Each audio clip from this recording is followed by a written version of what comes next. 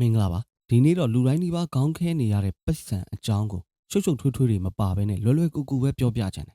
ဟုတ်ပြီပတ်စံကိုဘလို့ကင်တွယ်မလဲဘလို့ထိန်းချုပ်မလဲဆိုတာအတူတူလေ့လာကြည့်ရအောင်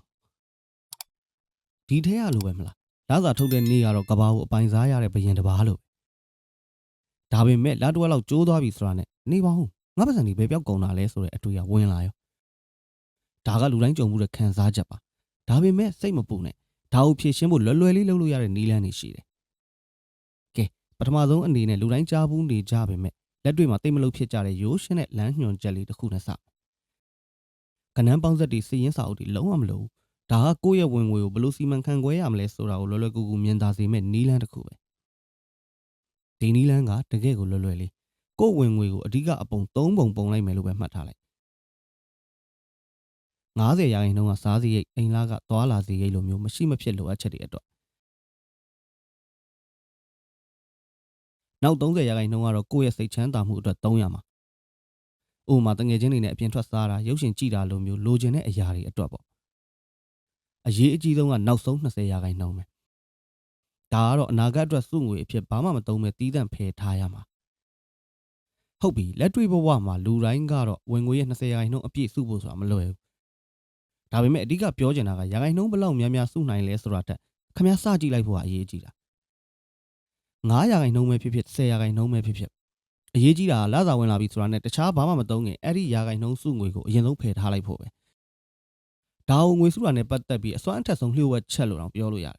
်လူအများစုက300ရှိတာ3ပြီးပိုတာလေးစုမယ်လို့တွေးကြတယ်ဒါပေမဲ့တကယ်တမ်းကျတော့လကုန်ရင်ခမည်းမှာဘာမှမပိုတော့တကယ်အောင်မြင်တဲ့လူတွေကဒီအတွေးကိုပြောင်းပြန်လှန်ပစ်လိုက်တာအရင်ဆုံးစုငွေကိုဖယ်ပြီးမှကြံတဲ့ပတ်စံနဲ့လောက်အောင်သုံးမယ်ဆိုပြီးတော့ပေါ့ဒီနေ့အစားပြီးဒီ mindset လေးကိုပြောင်းကြည့်လိုက်ပါတင်မောအကြီးကြီးတစ်စီးကိုနစ်မြုပ်စေနိုင်တာကကြီးမားတဲ့အပေါက်လေးတစ်ခုတည်းကြောင့်မဟုတ်ဘူးမျက်စိနဲ့တောင်တေချာမမြင်ရတဲ့အပေါက်သေးသေးလေးတွေအများကြီးကနေရေတွေစိတ်ဝင်ပြီးနစ်သွားတာမျိုးကျွန်တော်တို့ရဲ့ပတ်စံအိတ်ကလည်းအဲ့ဒီတင်မောနဲ့အတူတူပဲတေးသေးလေးပဲဆိုပြီးတတိမထားမိတဲ့အသုံးစရိတ်လေးတွေစုပေါင်းလိုက်တဲ့အခါမှာလအကုန်မှာပတ်စံပြတ်သွားစေတဲ့တကယ်တရားခံနေရသူတို့ပဲဥပမာတစ်ခုပြောပြမယ်လူတော်တော်များများနေတိုင်းတောက်ဖြစ်တဲ့ coffee ပဲဒါအောင်နိုင်ငံခြားမှာ latte factor လို့တောင်ခေါ်ကြတယ်ဒါကဘာလို့ဆိုလိုတာလဲဆိုတော့သေးငယ်ပြီးအရေးမကြီးဘူးလို့ထင်ရတဲ့နေ့စဉ်အသုံးစရိတ်လေးတွေကကိုယ့်ပတ်စံအိတ်ကိုဘယ်လောက်ထိတက်ရောက်မှုရှိသလဲဆိုတာကိုပြနေတယ်တနေ့ကို coffee တစ်ခွက်အတွက်2000လောက်ဆိုတာတိတ်အများကြီးမဟုတ်တယ်မလားဒါကအန်ဒီရမရှိတဲ့အသုံးစရိတ်သေးသေးလေးတစ်ခုလိုပဲ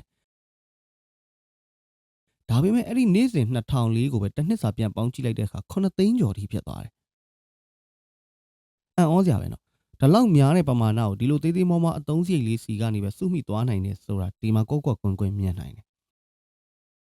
ကဲကော်ဖီအပြင်ကိုယ့်စီမှာရောတခြားဘလို့ငွေရိုပေါက်လေးတွေရှိနေနိုင်သေးလဲဥပမာဖုန်းထဲမှာမသုံးပြတော့တဲ့ application အတွက်လစဉ်ပတ်စံပေးနေရတာမျိုးလားဒါမှမဟုတ်အပြင်းပြေဆိုပြီးခဏခဏဝယ်စားပြတဲ့မုံလေးတွေလားဒါမှမဟုတ် online shopping မှာဟိုကြည့်ဒီကြည့်နဲ့မလိုအပ်ဘဲဝယ်လိုက်မိတဲ့ပစ္စည်းလေးတွေလာ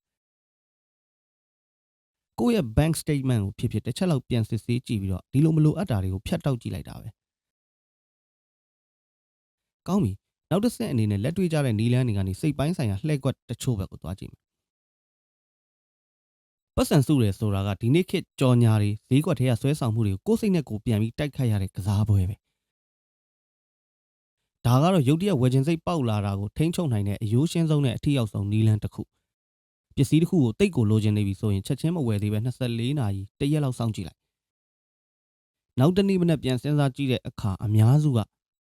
မနေ့ကတော့မလိုချင်တော့ပါဘူးဆိုတာမျိုးဖြစ်သွားတတ်တယ် pain of paying ဆိုတဲ့စိတ်ပညာသဘောတရားတစ်ခုရှိတယ်